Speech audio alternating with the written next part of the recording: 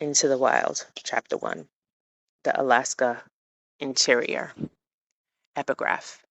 April 27th, 1992.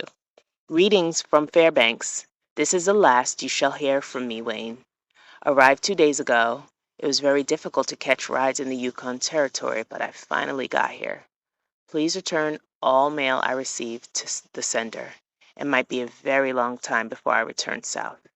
If this adventure proves fatal and you don't ever hear from me again, I want you to know you're a great man. I now walk into the wild. Alex. Postcard received by Wayne Westberg in Carthage, South Dakota.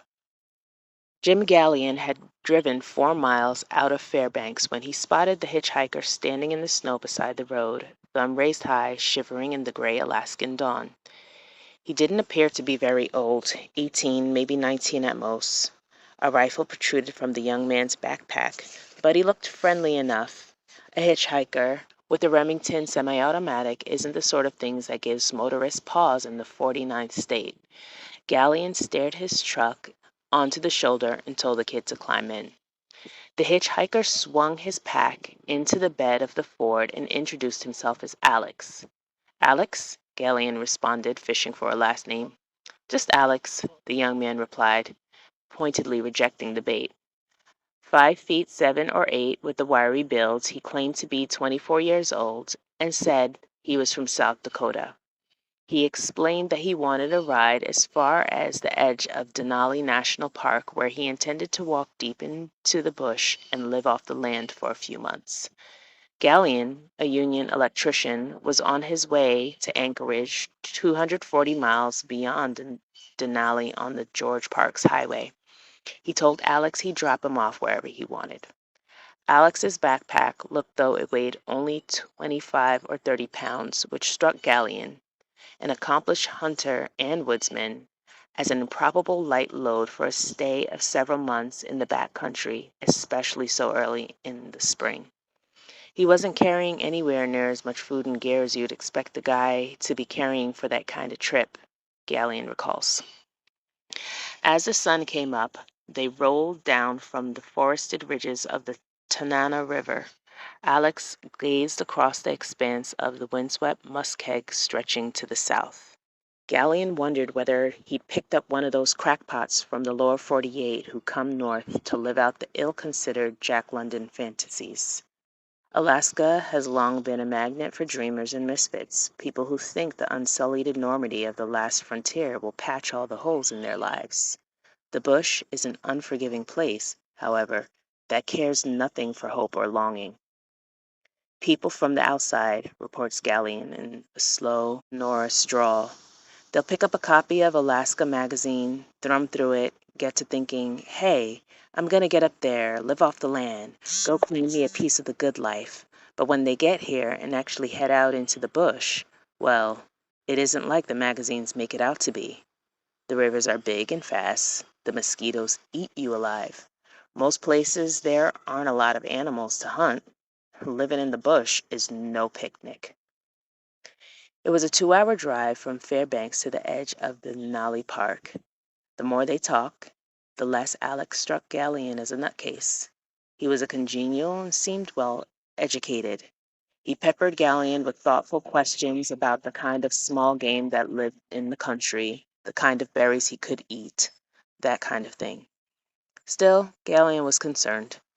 Alex admitted that the only food in his pack was a 10-pound bag of rice. His gear seemed exceedingly minimal for the harsh conditions of the interior, which in April still lay buried under the winter snowpack. Alex's cheap leather hiking boots were neither waterproof nor well insulated. His rifle was only .22 caliber, bore too small to rely on if he expected to kill large animals like moose and caribou, which he would have to eat if he hoped to remain very long in the country. He had no axe, no bug dope, no snowshoes, no compass. The only navigational aid in his possession was a tattered state road map he'd scrounged at a gas station.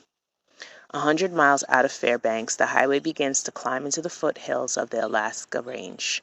As the truck lurched over the bridge across the Nanana River, Alex looked down at the swift current and remarked that he was afraid of the water. "A year ago, down in Mexico," he told Galleon, "I was out on the ocean in a canoe and I almost drowned when a storm came up." A little later, Alex pulled out his crude map and pointed to a dashed red line that intersected the road near the coal mining town of Healy. It represented a route called Stampede Trail. Seldom traveled, it isn't even marked on most maps of Alaska. On Alex's map, nevertheless, the broken line meandering west from the park's highway for 40 miles or so before petering out in the middle of a trackless wilderness north of Mount McKinley. This, Alex announced to Galleon, was where he intended to go. Galleon thought the hitchhiker's scheme was foolhardy and tried to repeatedly dissuade him. I said the hunting wasn't easy where he was going and he could go for days without killing any game. When that didn't work, I tried to scare him with bear stories. I told him that a 22 probably wouldn't do anything to a grizzly except to make him mad. Alex didn't seem too worried. "I'll climb a tree," is all he said. So I explained that trees don't grow real big in that part of the state and that a bear could knock down one of them skinny little black spruce without even trying. But he wouldn't give an inch. He had an answer for everything I threw at him. Galleon offered to drive Alex all the way to Anchorage, buy him some decent gear, and drive him back to where he wanted to go. "No, thanks anyway," replied Alex. "I'll be fine with what I've got." Galleon asked whether he had a hunting license. "Hell no," Alex scoffed. "How I feed myself is none of the government's business. Fuck their stupid rules." When Galleon asked whether his parents or friends knew what he was up to, whether there was anyone who would sound the alarm if he got in trouble or was overdue, Alex answered calmly that no, nobody knew of his plans, and that in fact he hadn't spoken to his family in nearly 2 years. "I'm absolutely positive," he assured Galleon, "I won't run into anything that I can't deal with on my own." There was just no talking the guy out of it, Galleon remembers. He was determined, real gung-ho. The word that comes to mind is excited. He couldn't wait to head out there and get started. 3 hours out of the Fairbanks, Galleon turned off the highway and steered his beat-up 4x4 down a snow-packed side road. For the first few miles, the Stampede Trail was well graded and led past cabins scattered among weedy stands of spruce and aspen. Beyond the last of the long shacks, however, the road rapidly deteriorated.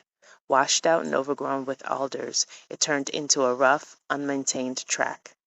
In the summer road, where here would have been sketchy, but passable, now it was unnavigatable by a foot and a half of mushy spring snow. 10 miles from the highway, worried that he'd get stuck if he drove further, Galleon stopped his rig on the crest of a low-rise. The icy summit of the highest mountain range in North America gleamed on the southwestern horizon. Alex insisted on giving Galleon his watch, comb, and what he said was all of his money. 85 cents in loose change. "I don't want your money," Galleon protested. I already have a watch." "If you don't take it, I'm going to throw it away," Alex cheerfully retorted. "I don't want to know what time it is. I don't want to know what day it is or where I am. None of that matters." Before Alex left the pickup, Galleon reached behind his seat and pulled out an old pair of rubber work boots and persuaded the boy to take them. "They were too big for him," Galleon recalls, "but I said, wear 2 pairs of socks and your feet ought to stay half warm and dry. How much do I owe you?" "Don't worry about it," Galleon answered, and then he gave the kid a slip of paper with his phone number on it, with Alex carefully tucked into a nylon wallet. "If you make it out alive, give me a call, and I'll tell you how to get the boots back to me." Galleon's wife had packed him 2 grilled cheese and tuna sandwiches and a bag of corn chips for lunch. He persuaded the young hitchhiker to accept the food as well. Alex pulled a camera from his backpack and asked Galleon to snap a picture of him shouldering his rifle at the trailhead. Then, smiling broadly, he disappeared down the snow-covered track. The date was Tuesday, April 28, 1992.